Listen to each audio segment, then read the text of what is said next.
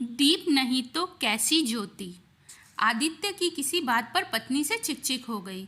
वह बड़बड़ाते हुए घर से बाहर निकला। सोचा, कभी इस लड़ाकू औरत से बात नहीं करूंगा। पता नहीं समझती क्या है खुद को, जब देखो झगड़ा। सुकून से तो रहने ही नहीं देती। नज़दीक के चाय की दुकान पर पहुंचकर चाय ऑर्डर की और सामने रखे स्टूल पर बैठ गया।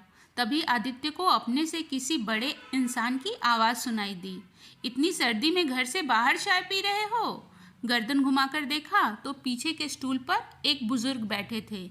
उनकी बात का जवाब देते हुए आदित्य बोला, आप भी तो इतनी सर्दी और इस उम्र में बाहर हैं बाबा। बुजुर्ग ने मुस्कुराकर कहा, मैं अकेला, न कोई गृहस्थी न साथी। तुम तो शादीशुदा लगते हो। कुछ बात है क्या बेटा? पत्नी घर में चैन से जीने नहीं देती बाबा, हर समय चिक चिक। बाहर न भटकूं तो क्या करूं? जिंदगी नरक बनाकर रख दी है। बुजुर्ग, पत्नी चैन से जीने नहीं देती? बरखुरदार, जिंदगी पत्नी से ही होती है। और आपके ईंट सीमेंट लोहे गिट्टी के मकान को भी उसी की वजह से घर कहते हैं। हम भी आपकी उम्र में आप ही की तरह सोच रखते थे। 8 बरस हो गए हमारी पत्नी को गए हुए। जब जिंदा थी कभी कद्र नहीं की। आप लोगों के ज़माने की महिलाएं तो पढ़ी लिखी हैं, हमारे ज़माने में तो अनपढ़ थी हमारी श्रीमती। आज कमबख्त चली गई तो भुलाई नहीं जाती, घर काटने को दौड़ता है। बच्चे अपने अपने काम में मस्त होके जहाँ नौकरी करने गए वहीं बस गए। आलीशान घर, धन दौलत सब है, पर उसके बिना कुछ मज़ा नहीं। यूं ही कभी कहीं भटकता रहता हूँ। कुछ अच्छा नहीं लगता। उसके जाने के बाद पता चला वह धड़कन थी, मेरे जीवन की ही नहीं मेरे घर की भी। सब बेजान हो गया है। लेकिन हो तुम तो समझदार हो जाओ बेटा।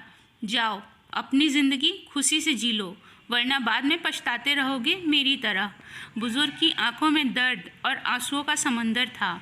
आदित्य ने चाय वाले को पैसे दिए, नज़र भर बुजुर्ग को देखा, 1 मिनट गंवाए बिना ही घर की ओर मुड़ गया। पत्नी ने उसे दूर से ही देख लिया था। डबडबाई आंखों से निहार रही थी पत्नी, चिंतित दरवाजे पर ही खड़ी थी। कहाँ चले गए? स्वेटर जैकेट भी नहीं पहना, ठंड लग जाएगी तो। ठंड बढ़ गई है। तुम भी तो बिना स्वेटर के दरवाजे पर खड़ी हो। कुछ यूं दोनों ने आंखों से एक दूसरे के प्यार को पढ़ लिया था। उसके बाद फिर से कभी झगड़ा नहीं करने का वादा किया और दोनों हमेशा खुश रहने लगे।